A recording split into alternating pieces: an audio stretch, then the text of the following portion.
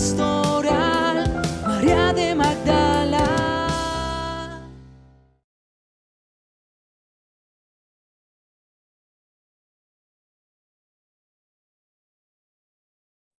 Muy bien, entonces como les habíamos comentado, pues vamos a continuar con nuestro congreso. Ya hemos cronológicamente hablando traspasado la mitad de nuestro congreso.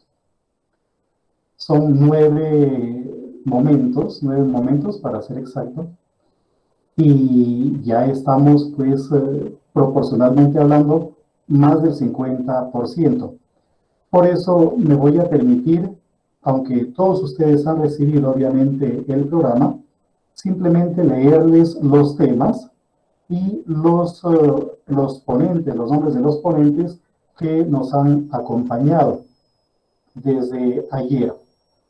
Entonces, ayer la primera ponencia estuvo a cargo del padre Hugo Orlando Martínez Aldana, y el tema que expuso fue Lo que más me aterraba me sucede, Job 3:25a. La pandemia, castigo divino o pecado humano. La segunda ponencia estuvo a cargo del padre Danilo Antonio Medina, y el tema que expuso fue Ojalá se pesara mi desgracia y se acumularan en la balanza mis penas. Job 6, versículo 2. Job y los dramas humanos. La tercera ponencia ayer también estuvo a cargo de la hermana Mariana Sozzi, y el tema que abordó fue Por fin Job se decidió a hablar y maldijo el día de su nacimiento, Job 3:1, cuando nuestros cimientos se estremecen. Hoy día la primera ponencia estuvo a cargo de Juliana Alejandra Triana, y el tema que abordó fue el siguiente: un árbol tiene esperanza, aunque lo corten vuelve a rebrotar y no deja de echar renuevos. La gran enseñanza de Job frente a la tragedia. El texto que desarrolló fue Job 14, versículo 7. Y Monseñor, que hace unos minutos acaba de terminar su reflexión, su ponencia, abordó el tema Hay minas de donde se extrae la plata y lugares donde se refina el oro. El acompañamiento pastoral y la enseñanza magisterial frente a la situación que nos toca vivir. Monseñor Damián Lanín. Y en este momento nos preparamos nosotros para acoger a Fray Alejandro Adolfo Vice León. Ya la hermana Ana Francisca en unos segundos nos va a leer su hoja de vida. Y el tema que va a abordar es el siguiente: reconozco que lo puedes todo y ningún plan es irrealizable para ti. Job capítulo 42, versículo 1. ¿Cómo leería Job nuestra situación? Esa es un poco la pregunta que él va a mantener, me imagino, durante su ponencia. Entonces, querido Alejandro, muchísimas gracias por acompañarnos, por unirte de verdad a este ciclo de conferencias, de reflexión en torno a lo que nos está sucediendo, no solamente en nuestro continente, sino en el mundo entero. Y yo vi una imagen un poco graciosa en Facebook o en WhatsApp, no recuerdo muy bien, esta mañana, y es que por fin toda la humanidad está bajo una sola bandera, y en lugar de la bandera aparece un tapabocas. Es una imagen un poquito graciosa. Entonces, muchísimas gracias, querido Alejandro. Ahorita hay más de 120 personas conectadas por la plataforma Meet, pero a través de Facebook, a través de nuestro canal en YouTube, también hay muchísimas personas más que te van a escuchar con bastante deseo de aprender, obviamente, y también estamos seguros que otras personas más allá de nuestro continente también están conectados. Bien, y también detrás de una persona en el Meet pueden estar 10, 15, 20, como es el caso de algunas congregaciones, de algunas comunidades religiosas en las que están como comunidad escuchándonos. Algunos dicen que no se oye muy bien, que se oye una música en el fondo, pero ya creo que todos tenemos apagados los micrófonos. Fray Alejandro, bienvenido y muchas gracias por regalarnos su precioso tiempo. Sabemos que usted tiene muchas responsabilidades y generosamente aceptó esta invitación. Fray Alejandro Adolfo Vies León es de la Orden de los Franciscanos, es de la OFM. Estudió licenciatura en Ciencias Bíblicas y Arqueología en el Estudio Bíblico Franciscano en Jerusalén. Estudió su doctorado en Teología Bíblica en la Universidad Pontificia Comillas, Madrid, y actualmente es ministro provincial de la provincia misionera de San Francisco Solano, el Perú. Fray Alejandro, bienvenido y estamos atentos para escuchar su reflexión. Bien, muchas gracias a la invitación de William y el esfuerzo que están haciendo por difundir la palabra de Dios, que siempre ilumina nuestra vida, nuestro camino, sobre todo en momentos bastante difíciles, para todos.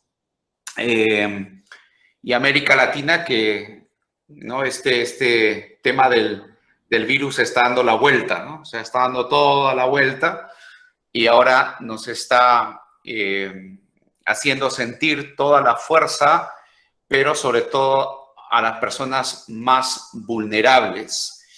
Y entonces nos cae muy bien hacer algunas reflexiones, que es lo que voy a tratar de hacer, algunas observaciones del libro de Job y bueno, que susciten tal vez comentarios, digamos, a partir de estas observaciones que pueda hacer o actualizaciones de la obra de Job. Finalmente daré una opinión que podría ser tal vez otra visión del libro de Job, no tanto ya del sufrimiento humano o del mal, sino desde otra perspectiva, ¿no? Bien, en primer lugar, el libro de Job evidencia una cosa, que el mal nos golpea a todos, ¿no? Como en este caso, a justos e injustos, a buenos y malos, ¿no? Como también aparece en el Evangelio, ¿no? Entonces, nos muestra, podríamos decir, otro rostro del Dios bíblico. Job nos lleva a tomar en serio las contrariedades de la vida, los silencios en la vida. Podríamos decir que es un libro para una vida de fe adulta o la vida adulta. En la primera escena, Job se presenta sin padre y sin madre, casi como una especie de Adán, ¿no? Representando a la figura humana. Job, podríamos decir, no es un nombre hebreo, sino tal vez un nombre de procedencia edomita. Tal vez esto lo han tocado como una introducción en los primeros momentos de estas conferencias. Se presenta como un hombre justo, como el recto Noé. Y al inicio es muy interesante el cambio que da en la primera parte narrativa de la escena del libro. Job es un hombre feliz, un hombre piadoso, un hombre perfecto.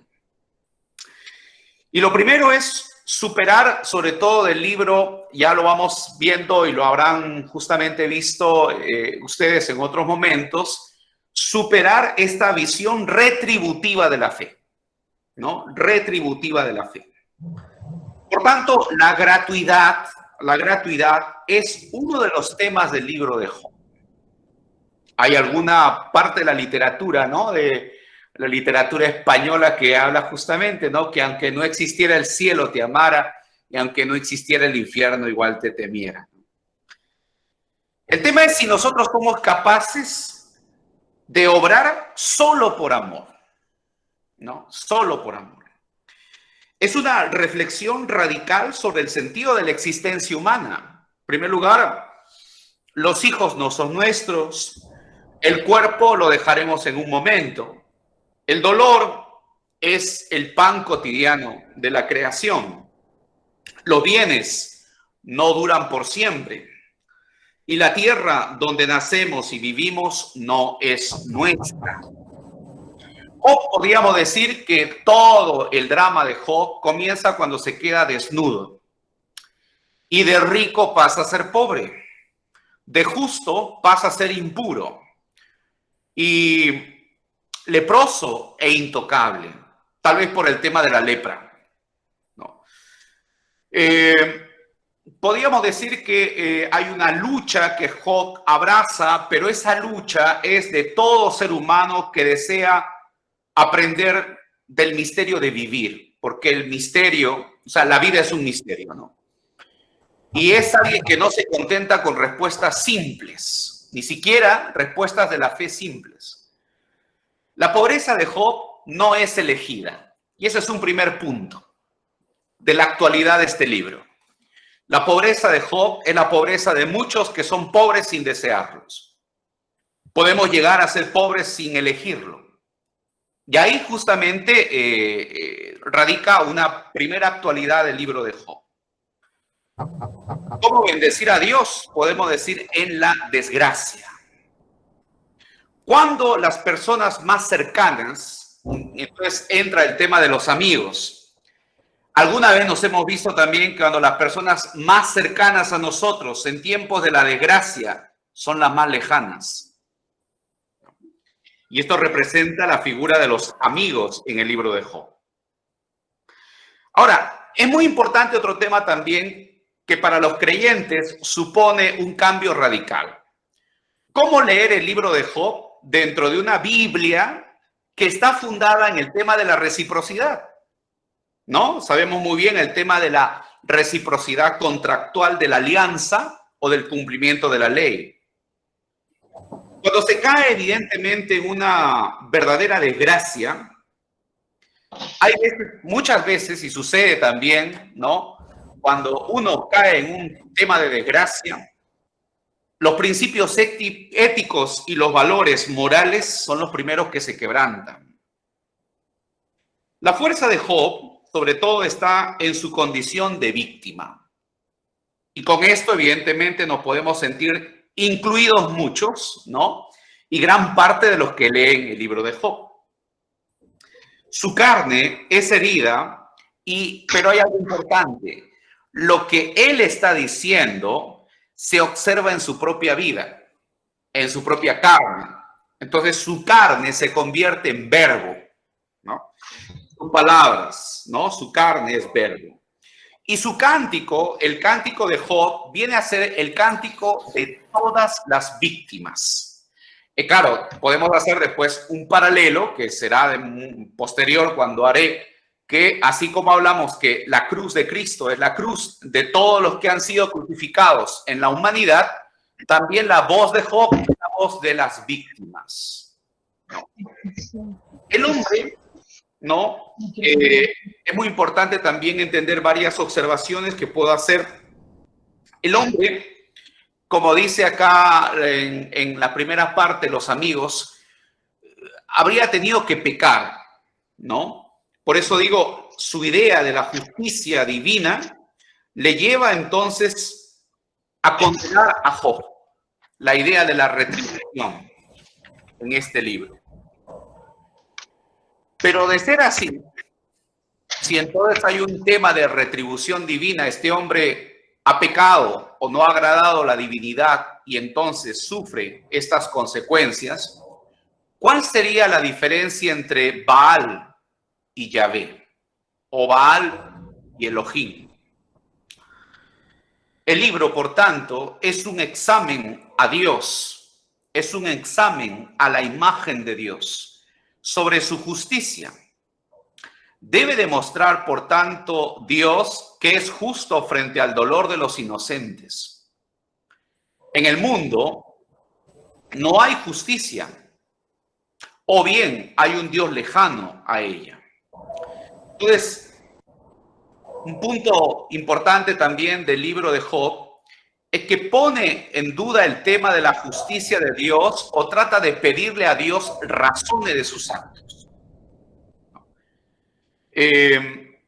Y así Job asume la pregunta de muchas personas: si un Dios bueno y justo puede existir en un mundo del dolor y del mal que muchas veces experimenta y del mal sobre todo inexplicable, sobre todo eso, ¿no? Del mal inexplicable, del mal que no tiene explicación, ¿no?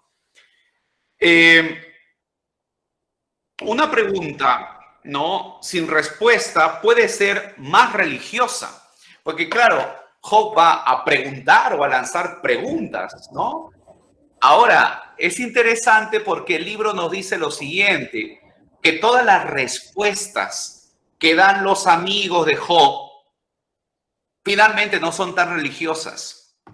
Y muchas veces, como digo acá, una pregunta que no tiene respuesta, ¿no?, puede ser mucho más religiosa que respuestas que se den de manera simple, ¿no? Entonces, igual también cuando uno hace una pregunta, un reclamo, que también es parte del libro de Job, estos reclamos fuertes y estos gritos que hace Job pueden ser también una especie de oración, ¿no? Entonces, hay todo un rosario en el libro de Job de porqués. Job busca, por tanto, un Dios responsable, ¿no? La respuesta más simple sería, claro, admitir la culpabilidad de Job. Algo ha tenido que hacer para que le venga toda esta desgracia. Y de esta manera se salvaría la imagen de Dios, ¿no? Esperar el rescate personal. Entonces, otra, me parece, idea fundamental de la actualidad de este libro: ¿cómo no perder la fe en la propia verdad y la justicia en momentos tan difíciles o en desgracias que nos pueden venir? ¿Qué nos puede salvar en el momento de las grandes pruebas y en los momentos más difíciles? Si Job continúa a creer en su inocencia, es muy importante, porque nosotros junto con él comenzaremos a creer también en nuestra inocencia, y que aunque nos sucedan desgracias, no tienen que ver con una culpabilidad siempre. No somos tan malos, no somos tan pecadores, ¿no? Porque realmente, pues, discursos religiosos también se han echado en esta pandemia, hasta de los caballos del Apocalipsis, ¿no? Tantas veces, recordemos, y esta es otra idea que quiero presentar, la vigencia de Job, tantas veces lo que nos ha salvado son las personas que continúan a creer en nuestra inocencia, en que somos inocentes, en que somos buenos, en que existe belleza a pesar del mal. Digamos, Job no niega la justicia de Dios, solamente pide una explicación, pide que Dios responda. ¿Por qué este silencio? Pero tampoco Job niega su inocencia, hasta el final no la va a negar. Job sí entra en el tribunal a Dios, y sus abogados ya saben, los abogados de Dios pues son sus amigos, los amigos de Job, ¿no? Y el gran inquisidor aparece Job, ¿no? Job es más contemporáneo de nosotros que a los de su tiempo, podríamos decir, ¿no? Con el proceso a Dios estamos, por tanto, ante una revolución religiosa, y eso es muy importante. Un libro así en el canon es un libro prácticamente herético, en un ambiente donde se habla del tema de la teología de la economía y el tema de la recompensa de Dios a las buenas obras. Entonces, Dios debe dar cuenta de sus acciones. Si quiere ser fundamento de la justicia, debe darse a entender si quiere ser el Dios bíblico, ¿no? Son cosas muy fuertes en este libro del punto de vista teológico. Job cuestiona todos los demás libros de la Biblia, ¿no? Otro proceso donde Dios fue acusado, el hombre fuerte, omnipotente, que interroga y enjuiciaba. Dios es el frágil, ¿no? Dios es el condenado, el crucificado. Y claro, suponiendo que Job leyera el Nuevo Testamento, se alegraría del tema de la resurrección, porque justamente en el Nuevo Testamento Dios hace justicia a un inocente, ¿no? Y sabemos que ahí también Dios es puesto al banquillo. En la pasión de Jesús también Dios es enjuiciado bajo otra imagen de Dios. Bajo otra imagen de Dios. Lo sabemos muy bien, ¿no? Y entonces, hay algo que sí me parece también actual y que nos lleva a cambiar un poco nuestra manera de hablar de Dios en situaciones de desgracia. Y es el discurso de los amigos de Job. El discurso de los amigos de Job tratan de defender a Dios y ofender al ser humano. La teología, ¿no? Ante el sufrimiento humano no sirve la teología de los teoremas, ¿ya? No sirve esa teología que alaba a Dios para alabarse a sí misma, ¿no?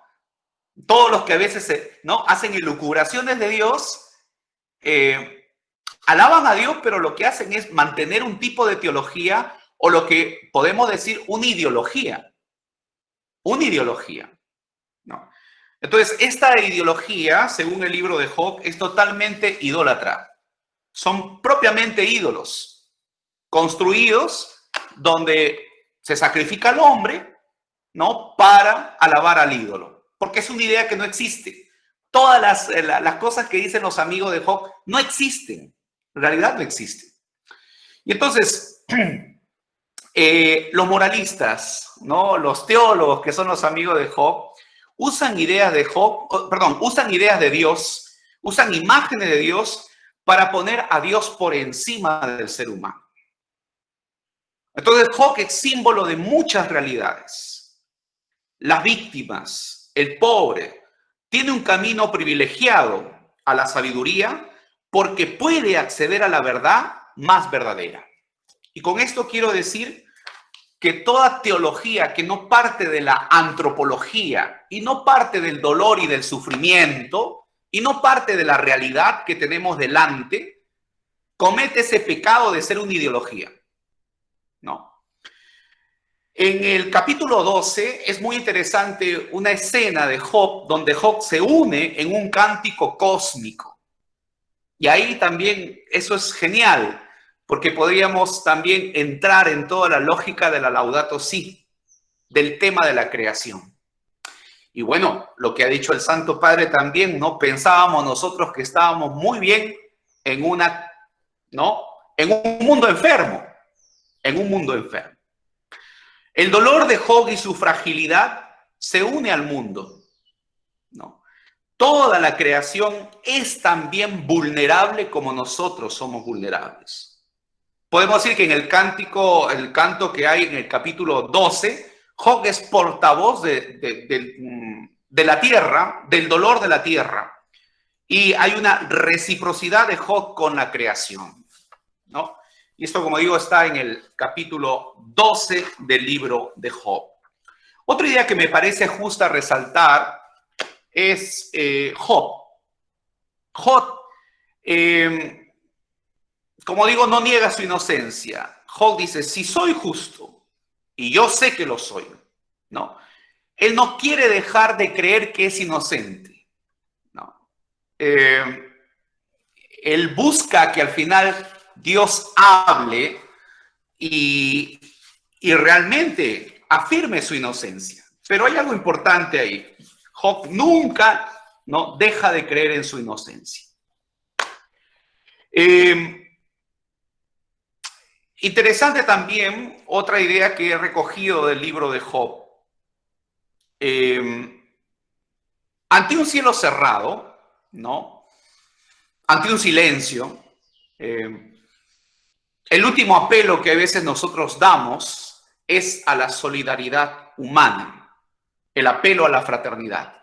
Llega un momento en el que Job, por ejemplo, al no encontrar respuesta, apela sencillamente a la solidaridad de las personas. Y en este caso vuelve otra vez a apelar al tema de sus amigos, a la compasión que puedan tener ellos.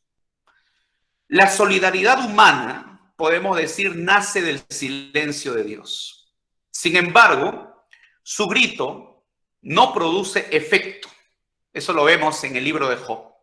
Sus amigos lo traicionan, ¿no? Vemos lo fuerte que es, ¿no? Porque al final los amigos, digamos, lo hunden con un discurso totalmente fuerte a que Job confiese que realmente alguna culpa ha tenido, ¿no? Sin embargo, los amigos, como digo, traicionan a Job. Job quiere dejar su testamento grabado en la roca que es la Sagrada Escritura. Pero los amigos de Job, podríamos decir que somos nosotros muchas veces, los destinatarios de su canto, ¿no? Los mismos que en el grito del Gólgota, ¿no? También escuchamos ese grito y escuchamos, o sea, también vemos esa escena y también nos preguntamos por el silencio de Job. La Biblia, por tanto, es un humanismo que nos invita a responder a hombres y mujeres cuando Dios no responde. O sea, esa es una lección, ¿no? Job pide compasión de sus amigos y sus amigos no responden. Viendo esa escena, ¿no? Seamos o no seamos creyentes, en el silencio de Dios estamos obligados, ¿no? El libro nos invita a apelar a una cosa muy humana, que es la solidaridad con el otro ser humano, seamos o no seamos creyentes. Y claro, en esta situación de pandemia, todos estamos, ¿no?, tratando de ayudar, ¿no?, seamos o no seamos creyentes. Pero decimos algo fundamental: quien está en primera fila, quien está luchando, quien está dando oxígeno, quien está acercándose, quien está ahorita en un hospital, quien está cuidando del otro, seamos o no seamos creyentes, está de parte del Dios de la vida, o Dios está ahí presente. Aunque nosotros evidentemente veamos una noche oscura, que es la noche de Job, aunque nosotros veamos también un callejón sin salida, un túnel sin salida o sin luz, ¿no? Entonces es interesante, como digo, el libro de Job, porque hay cosas que me parecen totalmente iluminadoras en estos momentos. El humanismo bíblico no son suficientes, ¿no? O sea, digamos, las respuestas que hay veces, en este caso, los amigos dan a Job, ¿no? A menudo se debe de callar para dar espacio a la responsabilidad. El silencio de Dios para que el hombre sea responsable y capaz de no dar respuestas vanas y vacías, ¿no? Yo hay una de las cosas que me parece fundamental que dicen los teólogos cuando el tema del mal es que debemos aprender también de guardar silencio. Y hay que guardar un silencio con muchísimo respeto, ¿no? Porque muchas veces podemos caer en la situación de dar respuestas y con esas respuestas eclipsar la imagen de Dios, ¿no? Y a veces aparece mucho el tema de la religión y no aparece el tema de Dios. Lo que aparece es una religión que, como digo, termina siendo una ideología que se convierte en idolatría, deformando la imagen de Dios. Entonces, lo importante es escuchar, ¿no? Recoger los gritos, escuchar. Y primero hay algo que es fundamental: escuchar el grito del que sufre, escuchar, ¿no? Y dar esperanza. Porque a mí me parece que la palabra clave en una situación como la de Job, ¿no? Porque Job también espera que Dios aparezca. Espera un Dios que tal vez no es el Dios que él conocía de niño, sino que la imagen de Dios se revela en otro rostro. Eso es importante. Uno es el rostro de Dios que tienen los amigos de Job, pero otro es el rostro de Dios que Job espera ver. Y entonces el Dios que necesitamos es el Dios con la palabra esperanza. Y es el Dios que se traduce como confianza, ¿no? Entonces, la esperanza aleja la muerte, ¿no? La esperanza resucita la fe. La esperanza nos llama a trascender. Y entonces en la noche, en esta noche de fe, lo que debe renacer es la esperanza. Y por eso digo, el nombre de Dios debe ser esperanza.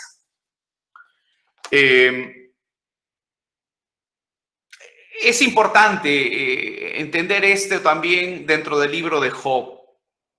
Me parece interesante que Job reclama una respuesta, pero aquí, porque el libro todavía no tiene una perspectiva de resurrección. O sea, normalmente nosotros podríamos apelar a lo siguiente, ¿no? Esa idea que van a hacer en el judaísmo. ¿Quién tiene que hacer justicia a los que mueren sin justicia?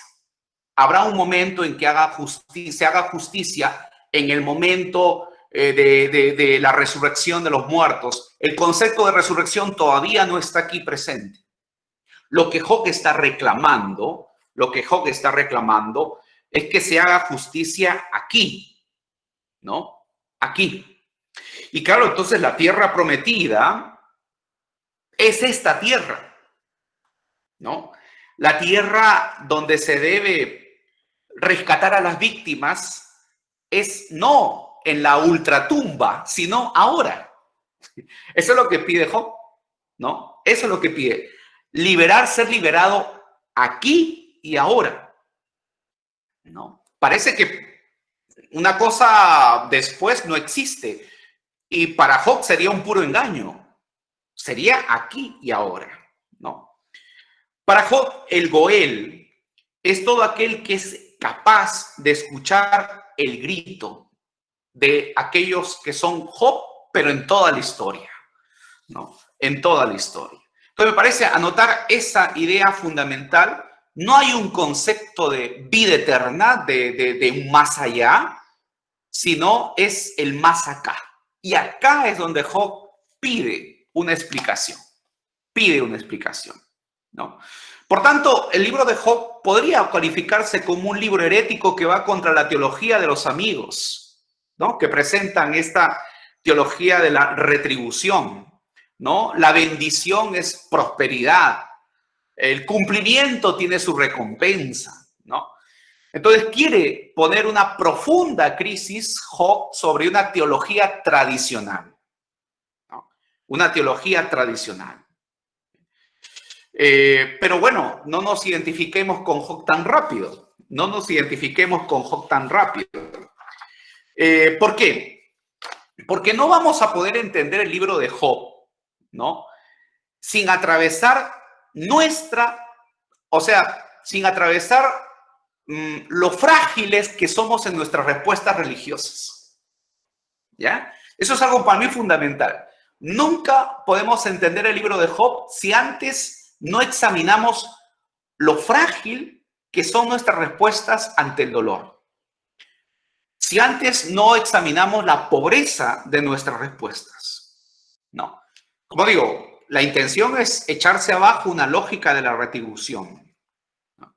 Esa lógica que dice que si has caído en desgracia es porque eres un malvado. No. Entonces, por eso digo, ¿qué pasa cuando la fe es ideología y la fe no es capaz de callarse ante el dolor humano y de guardar un respetuoso silencio y no dar respuestas fáciles? ¿Ya? Porque muchas veces, y en estas situaciones y en otras, cuando realmente nos sentimos impotentes ante el dolor, lo único que podemos hacer es amar, nada más, amar. Y eso siempre se menciona, ¿no? Es decir, pues no tenemos otra cosa que amar. Entonces, Job nos invita a conocer la vida, a aprender una teología más verdadera, una teología que no sea de simples razones, ¿no? Claro, lógico, acá hay algo fundamental. Una persona así, fríamente, si leemos el libro de Job, podríamos definitivamente ponernos al lado de Job. No cuesta nada. Porque la vida como la presenta Job y la realidad de Job es el pan de cada día, es la de todos los días, ¿ya? Entonces, en realidad, evidenciar la realidad que presenta Job no es difícil. Está ahí, está ahí. Al contrario, ya la postura de los amigos de Job es bien frágil. Esa sí es bien débil. Esa es una postura muy débil, ¿no? Y entonces, castigar al malvado, dar recompensa al justo, ¿no?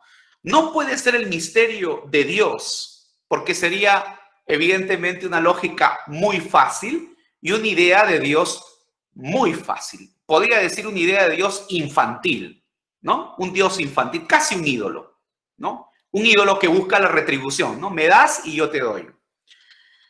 La teología se hace desde la historia. La verdad histórica no puede ir contra la verdad de Dios. Esa es otra enseñanza también del libro de Job. Una religión que sepa dar razón de la alegría y de los dolores de la gente, pero de la gente que vive todos los días. El resto, podríamos decir, es una falsa consolación. Tenemos que saber callar. Eso nos enseña el libro de Job. Y tenemos que saber escuchar el dolor. Las respuestas oficiales no bastan para responder a las preguntas más difíciles. Y como en este caso nos toca vivir, y lo que siempre he dicho, no es decir, cuando estaban, bueno, estoy en casa de formación, entonces estamos, como nunca estamos en casa. Porque toda la vida a veces están los religiosos están fuera, por aquí, por allá. Ahora ya estamos en casa. Y claro, ahora comienzan a haber problemitas, ¿no? Porque la convivencia se hace más cercana. Y entonces ahí viene el tema, ¿no? ¿Para qué estamos en casa? Bueno, para estar con el Señor, pero también para pensar aquello que vamos a decir cuando nos pregunten ¿y por qué? ¿Cuántas veces en la pastoral nos han preguntado eso? ¿Por qué? O cuántas veces en caso, por ejemplo, yo tenía mi padre cuando estaba mi madre agonizando. ¿Por qué? ¿Por qué? No. Entonces, es la escena de Job, toda la trama, vuelve otra vez, ¿no? a revivir cuando nos encontramos frente a frente con el dolor y cuando tenemos a alguien que sufre o cuando somos nosotros quien sufrimos. Como lo dije, ¿no? Cuando nos viene la desgracia, nos cae encima todo el tema de situaciones de dolor, una situación de una experiencia de dolor, ¿no? Porque fácil es mirar el dolor de fuera, ¿no? Pero el dolor, cuando experimentamos el dolor, entonces somos capaces de bendecir y de permanecer en nuestros principios, ¿no? Ahora, no está mal, según el libro de Job, gritar, y no está mal pedir explicaciones y gritar. No está mal. Es una oración también. La nueva primavera de la religión y de la civilización comienza cuando los amigos de Job aprenden a callarse. Entonces, cuando se callan, surge una nueva religión. O aprenden. Dios es capaz de aceptar su impotencia en su confrontación contra el mal del mundo. Si nosotros somos capaces de sufrir por la injusticia, ¿no? Y nos gozamos por el amor y la belleza. Si lo hacemos nosotros, también Dios puede hacerlo, ¿no? Entonces, si nosotros nos sabemos conmover, ¿no? Ante esta situación y no saber qué hacer. Entonces, la antropología, como decía, es el primer asiento de prueba para la teología. Hay que recordar lo que decían los teólogos, ¿no? El mal es el talón de Aquiles de la teodicea. Entonces, si la teología no quiere ser una ideología, tiene que sentar sus bases en la antropología. Dios no es un motor inmóvil, tampoco es un ídolo, ¿no? Debe sufrir con el mal que cometemos y alegrarse por nuestra justicia. Y debe morir con nosotros en la cruz, ¿no? Y sabemos nosotros todo lo que la teología latinoamericana ha desarrollado, ¿no? O sea, tenemos el libro de John Sobrino, ¿no?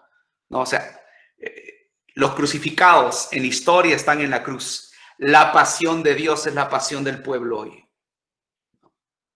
La presencia más verdadera de Dios en el drama de Job ha sido su ausencia. Nunca ha aparecido todavía. Todavía no aparece, ¿no? Hay un silencio. Pero eso es lo más fuerte en el libro de Job. Lo que le hace presente a Dios es su silencio, es su ausencia. Y Dios inicia a hablar desde la tempestad, no desde las preguntas. Dios no va a contestar las preguntas que le han hecho. No. Porque no lo va a hacer desde ninguna teología. ¿No? Y como digo, los amigos de Job representan eso, la ideología, una ideología. No se debe aceptar misericordia de una ideología. No. Si Job es la imagen y la voz de las víctimas inocentes de la historia, y si Dios es el Dios bueno y justo de la alianza, la paradoja de Job no tiene solución. Ese es un tema fundamental, ¿eh? Si el Dios de Job es el Dios de la alianza, es el Dios de los patriarcas, el Dios de Abraham, el Dios de Isaac, el Dios de Jacob, ¿ya? Y Job es inocente, entonces esta paradoja no tiene solución. Y esto es muy cierto, porque cuando los teólogos hablan del mal, no hablan de un tema, sino hablan del misterio del mal. El misterio del mal. Así se califica. El misterio del mal. ¿No? Si Job hubiera aceptado la misericordia falsa de sus amigos, se hubiera declarado culpable. Muy bien, ya está, yo soy culpable. ¿No? Entonces, muy bien, Satanás vencería la apuesta, entonces. Claro. Dos cosas, ¿no? Hay importantes acá. Se espera que Dios se revele un día, y la fe que habla dentro aquello que dice el inocente, ¿no? ¿Cómo hablar de Dios después de esto? ¿No? Esa es otra pregunta que nos podemos hacer. Entonces, si estamos nosotros ahora en esta situación de repensar las cosas, de no dar respuestas fáciles, entonces, ¿cómo hablar de Dios? Es una tarea de la teología, porque este acontecimiento nos ha marcado. Y hablaremos de un antes y un después con toda la gente que espera la vacuna para hacer nuevamente la vida como la estábamos haciendo, porque piensan que todo va a volver a la normalidad. Vamos otra vez y volvemos a lo mismo. Ese es como el libro del Éxodo, ¿no? El libro del Éxodo, hay algo interesante, ¿no? Cuando pasó la última plaga, entonces pasó la última plaga, y ¿qué hizo el faraón? ¿Aprendió? No, no aprendió nada. ¿No? Nuevamente tomó los carros y se fue a perseguir a los hebreos, a buscar, porque ¿cómo va a funcionar esto si no hay esclavos? Entonces otra vez se echó a buscar, no aprendió. Entonces ahí viene un problema cuando nosotros no aprendemos de una situación. A veces en la pastoral también se dice, después de la muerte de alguien, ¿puede haber signos de vida? Claro que sí, porque tenemos que aprender el valor que significa el tiempo, las palabras, la reconciliación, los padres, los amigos, una serie de cosas que la gente también el día de hoy está valorando tanto, ¿no? No te puedo abrazar, no nos podemos dar un abrazo, no podemos festejar, no nos podemos reunir en las parroquias, no podemos celebrar el cumpleaños, pero son cosas tan simples. O sea, hay algo que también nos está haciendo sabios, ¿no?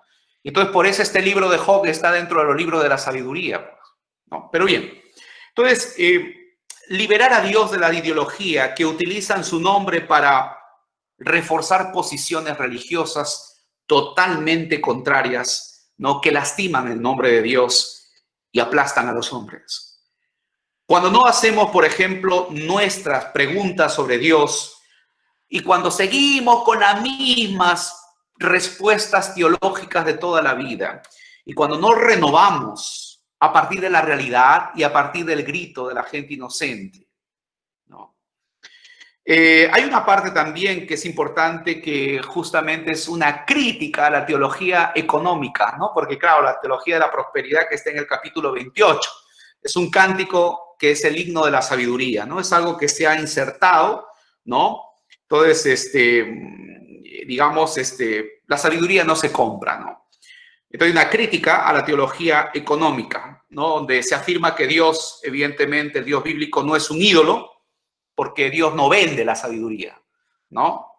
La sabiduría no vende. Dios no es una especie de contador o administrador que asigna bienes a los hombres en base a sus méritos, sino sería un ídolo. El Dios de Job. El Dios de Job, y entramos casi a la parte final del libro, Job sigue gritando, este Dios que no llega. ¿Podemos encontrar verdad en un Dios que no responde? ¿Cuánto o cuándo tendría que hacerlo? ¿Cuándo tendría que hablar Dios? ¿Podemos descubrirlo donde están los gritos que no tienen respuesta? Parece que hay algo de culpa en Job, por si acaso. Usted ve el capítulo 31, versículo 33, 34. Hay algo que dice Job. Bueno, pues sí, ya, yo he cometido una cosa, pero pues serán perdonadas, ¿no? Pero bueno, tampoco es así para que me suceda todo lo que me ha pasado. Pero hay algo que yo he cometido, reconozco mi falta. Se está reconociendo algo, sí, porque pues, digamos, podemos decir que el pecado es parte de la vida también, ¿no? El pecado es parte de la vida. Incluso el pecador puede retornar a la inocencia, ¿no? Lo importante es llegar hasta el final de la noche, ¿no? Llegar hasta el capítulo final del libro de Job y escuchar a Dios. Llegar pero con la frente en alto, ¿no? Y no conformarse, ¿no? Con respuestas simples. Llegar a Dios, no al Dios de la infancia, ¿no? Hay veces hay situaciones en la vida donde nos hacen madurar. No podemos, porque no resiste una imagen del Dios de la infancia, el que me enseñaron en infancia. Ese Dios no resiste ante las situaciones de la vida, porque la vida es dura, la vida es difícil, ¿no? Y entonces, claro, la podemos hacer más difícil todavía con una imagen de Dios de la reciprocidad, ¿no? Y todas esas imágenes de Dios que a veces aplastan al ser humano, ¿no? Y entonces, claro, no podemos llegar al final con un Dios de la infancia, sino con una imagen de Dios distinta, nueva.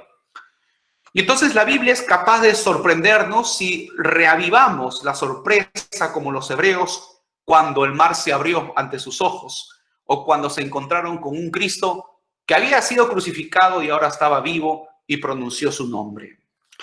Tal vez el libro terminaba con el capítulo 31, como ya se habrá mencionado, cuando Job respondió a sus interlocutores y los hizo callar, ¿no? Tal vez el silencio de todo es el final más antiguo de este libro. Y Job terminó su prueba y Satanás perdió.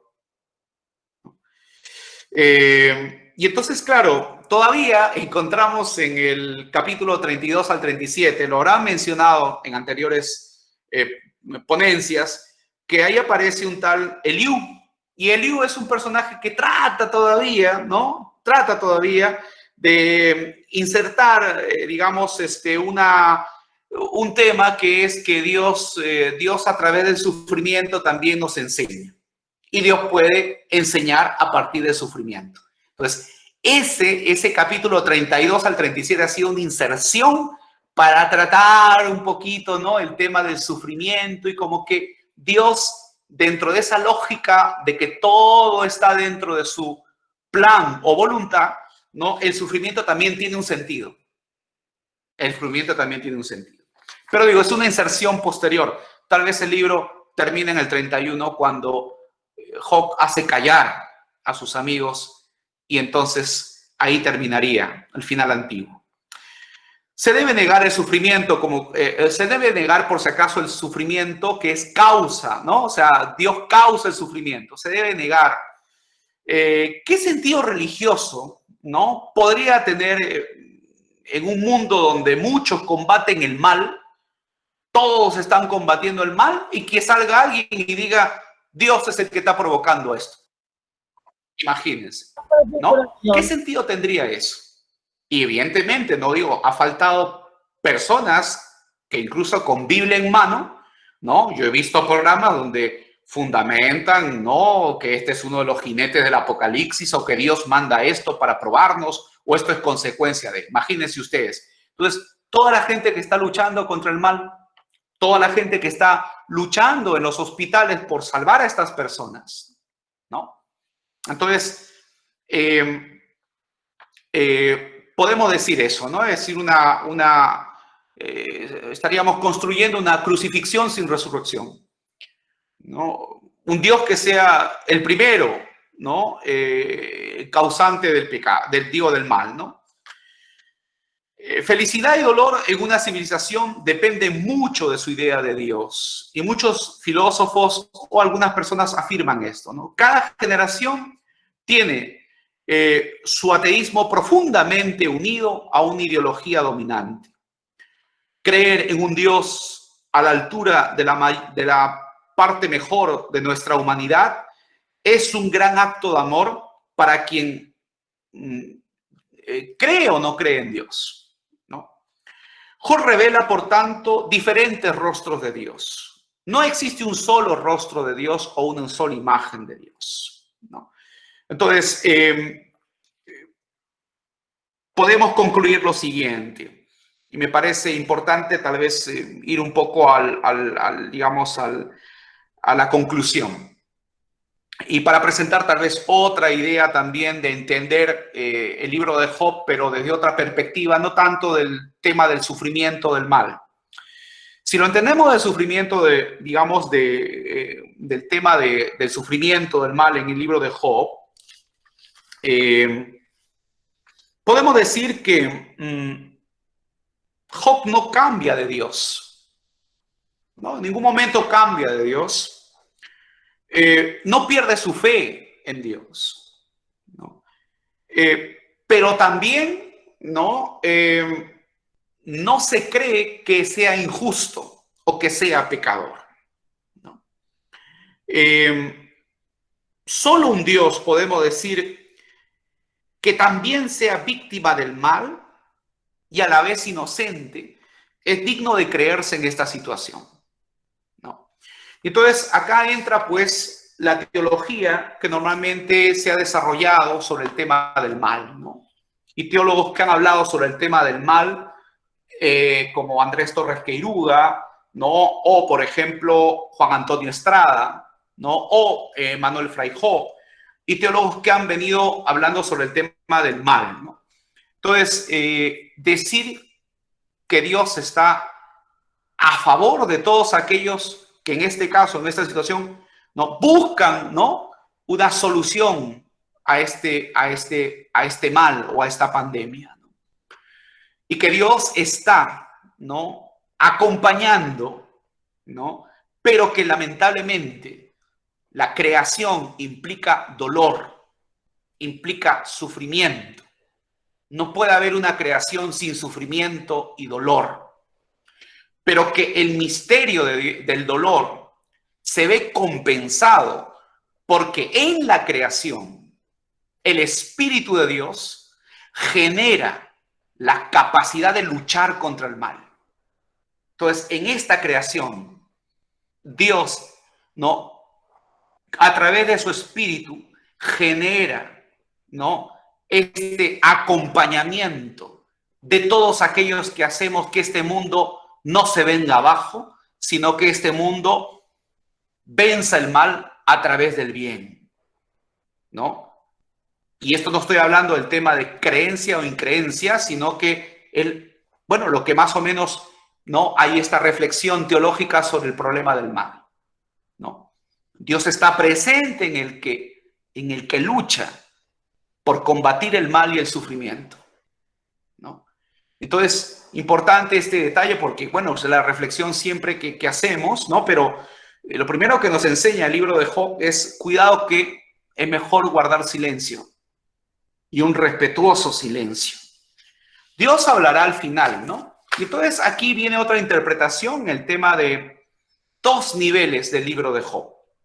El primer nivel, Dios entra en escena, ¿no? Al final Dios habla, ¿no? Dios habla, ese final donde Dios, ¿no?, dirige su palabra, entra en escena y habla de una palabra hebrea que es el esá, ¿no?, que significa proyecto.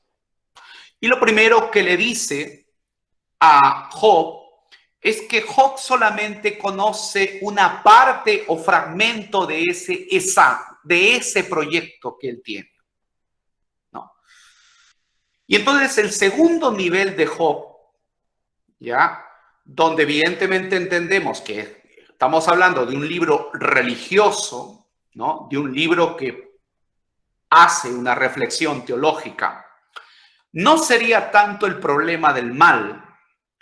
En primer lugar, si vemos el capítulo 42, el versículo 5, ¿no?, hay pues una parábola, podríamos decir, preexistente a este libro, donde toca el tema del misterio del mal. Y Dios, esto aparece, o sea, habrán hablado sobre los paralelos que tiene el libro de Job en otras culturas, ¿no? Hay otros libros que también más o menos se asemejan a Job, donde Dios prueba al justo, ¿no? Y al final al justo se le devuelve todo, se le, digamos, recompensa por su fidelidad, ¿no? Entonces, este no sería el corazón del libro de Job, sino el corazón del libro de Job sería lo siguiente, en el versículo 6 del capítulo 42, ¿no?, donde dice, dice acá, te conocía solo de oídas, ahora te han visto mis ojos, ¿no? Entonces, en este versículo, ¿ya?, en el versículo, porque claro, en el versículo 6, si usted ve el versículo 6, dice así, por eso Job dice, me retracto y me arrepiento echándome polvo y ceniza. Entonces, ¿se dan cuenta? Es como si Job terminara toda la escena nuevamente miserable, marginado. Es decir, sigue en todo el tema de la desgracia. Job permanece en el tema de la desgracia. Versículo 6. Entonces, versículo 5, dice Job, te conocía de oídas, ahora te han visto mis ojos. Entonces, ¿cuál sería el mensaje del libro de Job? Que sería otra explicación, ¿no? Sería otra explicación. Que para poder entender el proyecto, ¿ya?, el proyecto de la creación, entender la creación como un proyecto de Dios y aceptarme también, es necesaria la revelación. Es necesario que Dios entre en escena y revele, ¿no?, su realidad, ¿no? Entonces, esa sería tal vez otra explicación que digo, no recurre al tema del mal o el tema del sufrimiento, sino que termina con un Job igual como cuando empezó la desgracia. Pero el versículo 5 sería como el corazón del libro. Pero bien, creo que, discúlpeme, pero unas ideas que he compartido con ustedes que me parecen del libro de Job bastante actuales, algunas ideas, bueno, digamos del tema del punto de vista teológico, religioso, ¿no? Viendo el tema de la teología de los amigos de Job, la teología tradicional, la teología renovadora de Job, el silencio de Dios y problemas tan profundos como son, ¿no?, la situación que Job va pasando, ¿no?, cómo entender, ¿no?, hasta un tema cósmico, ¿no?, donde Job se une su fragilidad con la fragilidad de la creación. Entonces, más o menos, bueno, es lo que he querido presentar en en este compartir con todos ustedes. Bien, gracias a todos. Padre Alejandro, muchísimas gracias por esta ponencia, por sus aportes. Aquí Patricia Cerveto nos dice por el canal de YouTube, excelentes aportes para la lectura de la realidad y cómo nos invita a acogerla, escuchando la voz de Dios en medio de ella y poder ir en búsqueda del camino de salida a través de la esperanza. Y la hermana Susana Guzmán nos dice, Padre Alejandro, gracias por su compartir. Me alegra volver a verlo, aunque virtualmente. Bueno, lo conoció en Jerusalén. Y al igual que Mariana y Ana Francisca, bueno, y gracias a William y a todo el mundo, muchas gracias. Padre, hay muchos mensajes de agradecimiento. Aquí con las manos alzadas, ya es la costumbre. Le damos las gracias y verdaderamente, pues creo que entramos en la maratón bíblica con el libro de Job, porque ya cansados, pero estamos muy contentos de cada una de las ponencias del día de hoy, de la suya, para culminar este día. Creo que el objetivo se ha logrado. Cada uno de ustedes nos ha aportado una manera distinta de abordar el libro de Job. Todas se relacionan, pero a la vez cada una tiene su insistencia en algo importante para nosotros. Cómo vivir este tiempo, cómo afrontar esta crisis juntos.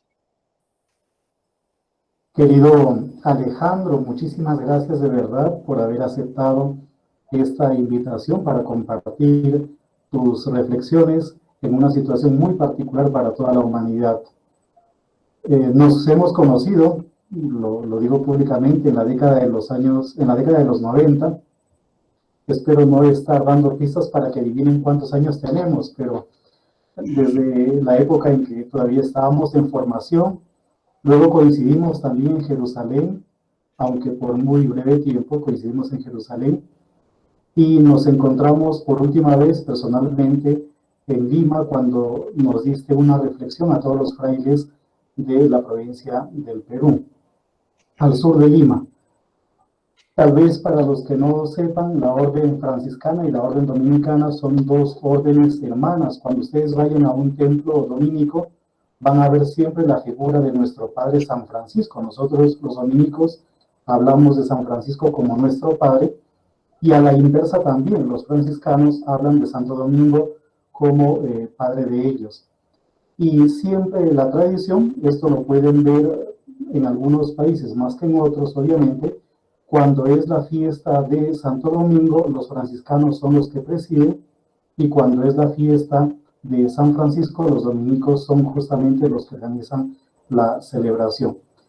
Dos órdenes que han estado igualmente desde los comienzos casi de la evangelización de América Latina. Y en el Perú siempre han estado medio en paralelo, sobre todo por la parte central del Perú, por el Valle del Mantar.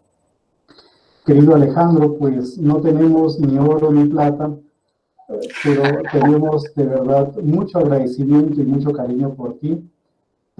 Compartimos un certificado, es muy humilde, muy sencillo, pero pues con todo el cariño del mundo. Dice ya, como todo el mundo sabe el tenor, lo siguiente: el Centro Bíblico Pastoral María de Magdala hace constar que Fray Alejandro Adolfo Vice León, de la Orden Franciscana de Menores, participó como ponente en el primer Congreso Virtual Internacional del Centro Bíblico Pastoral María de Magdala, desarrollado del 20 al 22 de julio de este año. El tema, pues como todos sabemos, es lo que más me aterraba, me acontece, reflexiones desde el libro de Job sobre la pandemia que desestabilizó el mundo. Y no está de más mencionar que este congreso se hace con el apoyo de la Universidad Católica de Manizales e igualmente con el apoyo de la Fundación Universitaria Monserrate, Unimonserrate, que como muy bien saben ustedes también pertenece a la Arquidiócesis de Bogotá. Querido Alejandro, un abrazo grande para todos los hermanos en el Perú, para todos los frailes. Quiera Dios que pronto pues podamos superar un poco esas dificultades. Y muchísimas gracias también a todos los que se han conectado hoy día en nuestro segundo día de congreso. Estamos ya a un 65% o casi 70% de transcurrido nuestro congreso, y como habrán visto ustedes, de bastante nivel, gracias a la generosidad de nuestros ponentes y a la seria preparación de nuestros ponentes. Una pequeña cosa, varios de ustedes están preguntando sobre los materiales del Congreso, pues les compartimos lo siguiente. Los ponentes son dueños de sus ponencias y ellos seguramente elaborarán y lo publicarán en las revistas o en los medios que ellos crean conveniente. Ellos son, como ya les hemos comentado, pues dueños de sus ponencias. Sin embargo, para los que deseen tal vez retomar el tema, revisar algunos asuntos, porque sabemos que toda la información que se nos brinda es de difícil proceso en poco tiempo. En nuestro canal en YouTube están los videos, por lo menos está el video de ayer, todavía no está editado, y me imagino que en una media hora, una hora, eso depende de cuánto tiempo demora YouTube para procesar el video, estará también el de la jornada de hoy. Mañana comenzamos un poco antes de las 3 de la tarde, simplemente para darles algunos datos más. La ponencia empezará pues a las 3:05, a las 3 tendremos la oración, a las 3:05 ya comenzaremos con la ponencia, pero un poco antes, para los que se conecten, les daremos otra información sobre el Centro Bíblico. Mañana estamos de aniversario, el Centro Bíblico cumple sus primeros 5 añitos.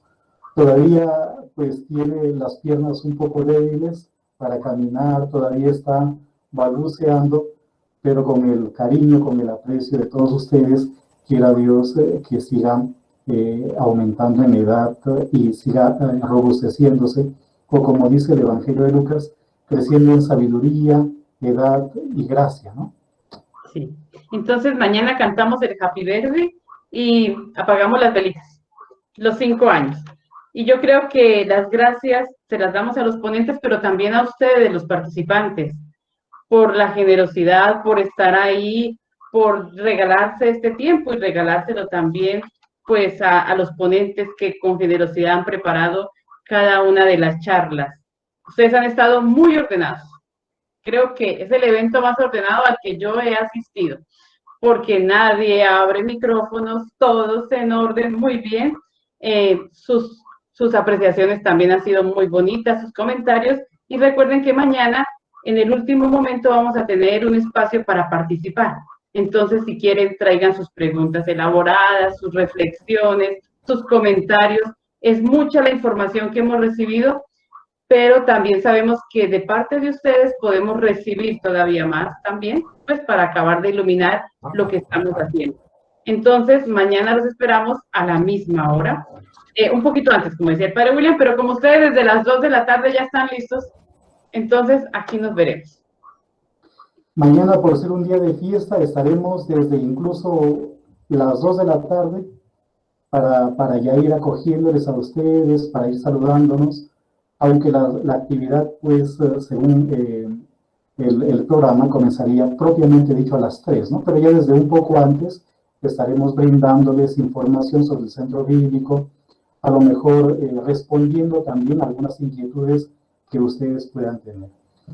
Muchísimas gracias nuevamente, querido Alejandro. Muchas gracias a todo nuestro continente, a toda América Latina y a todo el continente en realidad, y de más allá del continente, que nos han regalado un espacio y se han conectado para escuchar unas reflexiones que estamos muy, muy seguros iluminarán nuestra vida y nos ayudarán justamente en este momento de dificultad.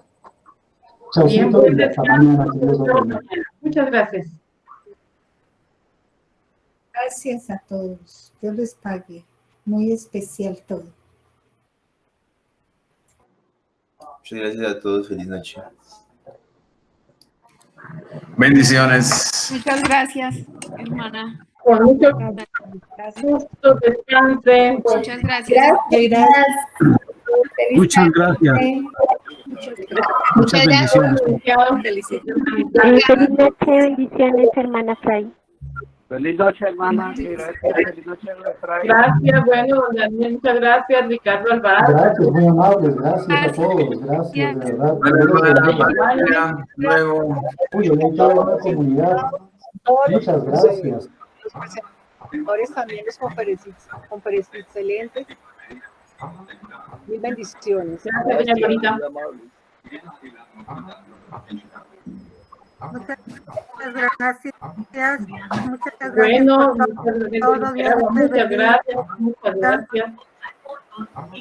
Sandrita, muy juiciosa, Sandra Ortega. Gracias, hermana. Está excelente el congreso. Muchas gracias por compartir y por organizar todo. Y Luisita, qué alegría. Muy bien. Gracias, Ana. Gracias, padre. Bueno, don Eduardo. Gracias. Gracias, Eduardo, muy amable, gracias, de verdad. Muchas gracias. Gracias a ustedes. Feliz noche. Feliz noche. Muchas gracias. Nos vemos mañana, si Dios quiere. Sí, señor, mañana. Querido Ricardo. Hasta mañana. Vale, William. Hola, Ricardo, ¿cómo le va? Qué alegría. Bien, gusto volverlo a ver, sí, igualmente, padre. Pues muchas gracias. Bendiciones. Muchas gracias por la música y por la animación. Y ahí Hasta luego, tienen sus videos en YouTube, su música, que es muy linda. Nos vemos, Juanita. Saludos a las hermanas. Ana, gusto volverlo a ver. Don Ricardo, que esté muy bien. Que descanse. Nos vemos. Hasta luego. Sí. A la hermana Ana Francisca y a todas las colombianas, feliz día de ayer. Gracias. Muy amable, pero nos vemos mañana todavía, Juanita. Sí.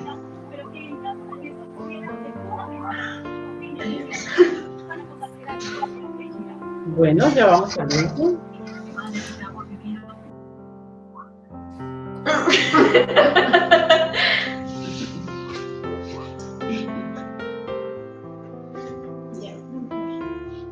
Y había sido a las 7 de la noche. ¿Ya?